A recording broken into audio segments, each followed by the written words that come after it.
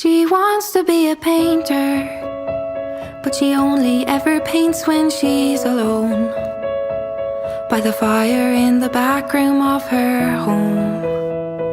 She finds so much beauty in the colors, but she's afraid that it won't be found by others. So she sits there, hour after hour in that same chair, drawing shapes no one will ever see. And as she paints, she hums a melody